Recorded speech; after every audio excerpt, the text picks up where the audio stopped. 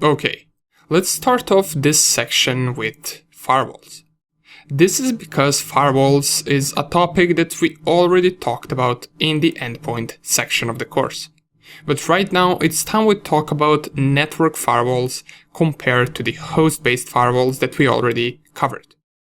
The difference is that we said host-based firewalls are running on the host machine and they are used to filter traffic on that specific host, while network firewalls pretty much does the same thing just on a network level.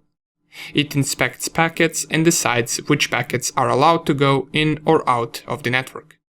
So it does work on both internal and external level. And visually you can imagine it as something like this.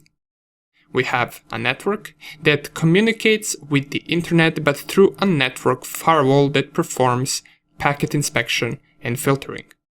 Of course, this is also done by a set of rules, and it can be different for different networks. And as we mentioned, these firewalls can look at outbound and inbound connections and determine which one can be led through and which one can't. Usually these types of firewalls will be found in larger company networks since they do need multiple layers of protection. This essentially means that if network firewall is turned on, it doesn't mean that host-based firewalls should be turned off.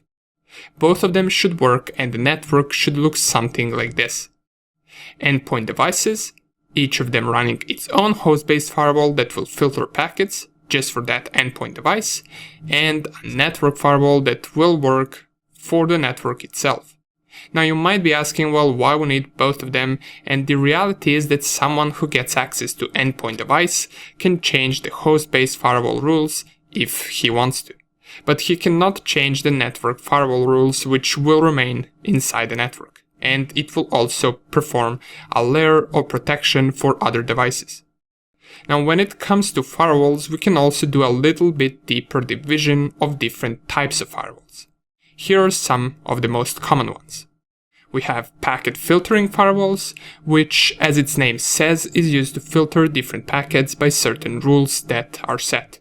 We also have stateful inspection firewalls, and stateful firewalls can detect attempts by unauthorized individuals to access a network, as well as analyze the data within packets to see if they contain malicious code. The signature sign of a stateful firewall is that it is a kind of a firewall that keeps track and monitors the state of active network connections while analyzing incoming traffic and looking for potential traffic and data risks. We also have application layer firewalls, which are firewalls that essentially focus on traffic that is coming or going from a certain service or application. Most common ones are web application firewalls, which can inspect for certain attacks such as XSS or SQL injection attacks, and this firewall monitors and blocks certain HTTP traffic coming to the web application. Another set of firewalls that you might have heard about are next generation firewalls.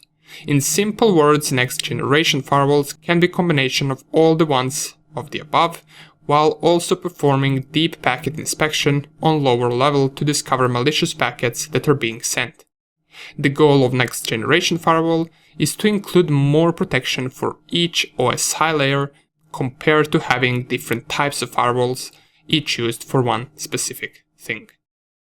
Nonetheless, that will be the theory part of network firewalls, and we also mentioned which types of network firewalls are there. Of course, there is even a deeper division, but this will be more than enough for now. And now let's take a look at some of the examples in the next lecture.